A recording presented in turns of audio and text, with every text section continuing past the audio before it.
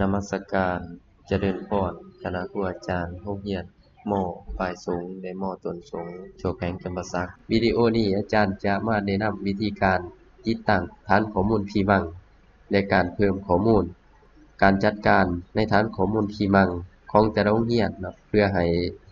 แต่ละโรงเรียนนี้สามารถติดตั้งฐานข้อมูลที่มั่งได้และสามารถเพิ่มข้อมูลนักเรียน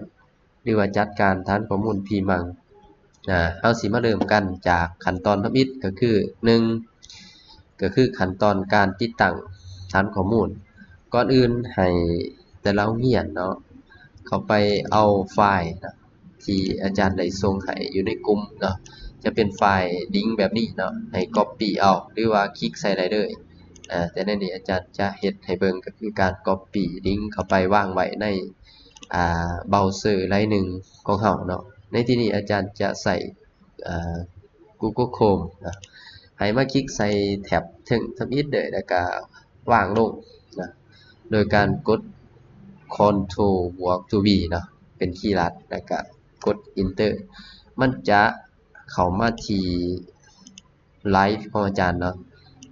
อาจารย์ได้ฝากข้อมูลไว้เป็นโฟลเดอร์หนึ่งที่มีชื่อว่า Database 2024ให้แต่ละฐานนี้คลิกใส่เครื่องหมาย3จับนี้แล้วเลือกหาคำว่าดาวน์โหลดนะคลิกใส่เพื่อดาวน์โหลดโฟลเดอร์ฐานข้อมูลนั้นรอให้ไฟล์ถือดาวน์โหลดจนเสร็จสิ้นเราจะเห็นอยู่เบื้องต้นเนาะหลังจากนั้นให้ไปที่โฟลเดอร์ของไฟล์ที่เราดาวน์โหลดมาโดยการคลิกใส่คีย์ลัดอยู่บนนี้เนาะ Show in folder คลิกใส่มันจะลิงก์มาบนดาวน์โหลดของเราหลังจากดาวน์โหลดเสร็จสิ้นแล้วเราจะเห็นไฟล์ดาวน์โหลดอยู่ในโฟลเดอร์ดาวน์โหลดของเราให้คลิกใส่บัดนึงแล้วคลิกขวาแล้วแตกไฟล์อันสุดท้ายเลยให้รอหน่อยนึงเขาจะได้ไฟล์ตัวนี้มาเนาะเราจะได้ไฟล์โฟลเดอร์นี้มา Database 2024เข้ามาคลิกเข้าไปเลยนะเพิ่มให้มันเป็นมุมมองโลโก้ใหญ่ขึ้นขนาดใหญ่ขึ้นแล้วเราจะเห็นไอคอนหนึ่งที่มีชื่อว่า pmang.exe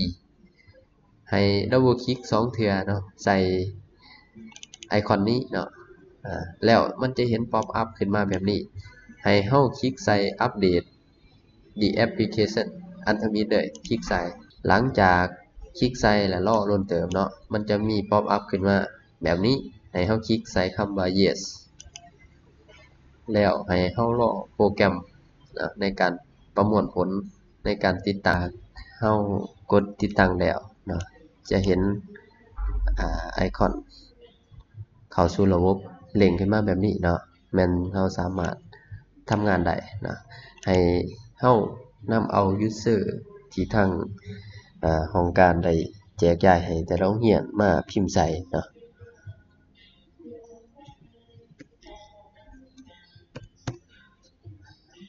แล้วก็ใส่รหัสที่ได้ไปกดเข้าเบิ่ง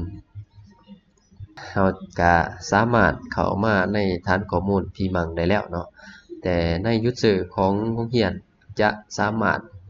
เฮ็ดเวียกได้แต่คำสั่งฟังก์ชันของนักเรียนเท่านั้นนี่ก็แม่นขั้นตอนการติดตั้งฐานข้อมูลที่มั่ง